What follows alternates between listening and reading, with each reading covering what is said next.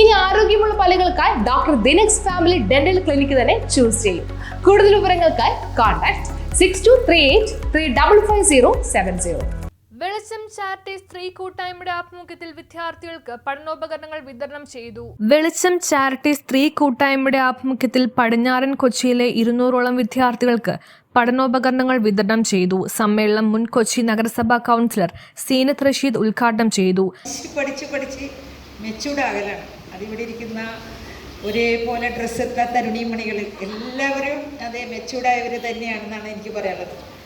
എന്തായാലും ഇന്നത്തെ യോഗത്തിൻ്റെ അധ്യക്ഷ സീനത്ത്, പിന്നെ എൻ്റെ മറ്റ് സെക്രട്ടറി, മറ്റുള്ള എല്ലാ ഭാരവാഹികളും, അതിലുപരി എൻ്റെ മുൻപിലിരിക്കുന്ന നിങ്ങളാണ് താരങ്ങൾ.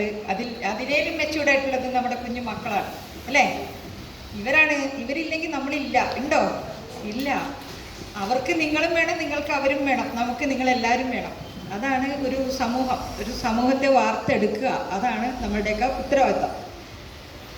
എന്തായാലും 28 അംഗങ്ങളുള്ള വെളിച്ചം ചാരിറ്റി 3-ാം വർഷം എന്നാണ് ഇപ്പം ഞാൻ അറിഞ്ഞത്. കഴിഞ്ഞ വർഷം എന്നോട് പറഞ്ഞിരുന്നു ഇങ്ങനെ പുസ്തക വിതരണമൊക്കെ ഉണ്ടെന്ന്. ഇന്നെ ഇതിന് വന്ന് പങ്കെടുക്കണം എന്ന് പറഞ്ഞപ്പോൾ ഞാൻ ഇത്രയും പ്രതീക്ഷിച്ചില്ല.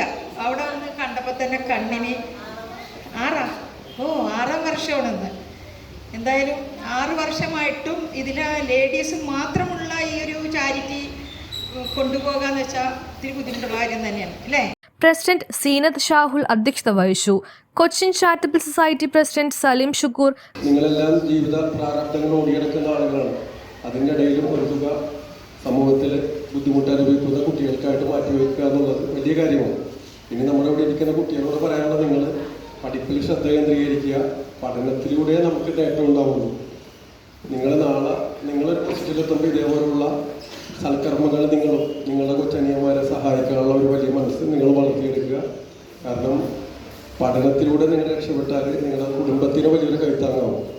അതിന് വിദ്യാഭ്യാസം ഇല്ലാത്തൊരു അവസ്ഥയിൽ ഒന്നിനും പറ്റാത്തൊരു കാലഘട്ടത്തിലാണ് നമ്മൾ പുതിയ AI പോലുള്ള ടെക്നോളജി, ഇപ്പോൾ വേറെ അതിലേലും വളരെ ഫോർവേഡായ ഒരു ടെക്നോളജി ഉടനെ ഇറങ്ങുമെന്ന് പറയണം. അത്രയും കവിയത്രി സൈറ റഷീദ്, ഷീബ നവാസ്, സമീറ നവാസ്, രഹന സുബൈർ, തസ്നി സനോജ് തുടങ്ങിയവർ പ്രസംഗിച്ചു. തുടർന്ന് വെളിച്ചം ചാരിറ്റി പ്രവർത്തകരുടെ ഗാനസന്ധ്യയും ഉണ്ടായിരുന്നു.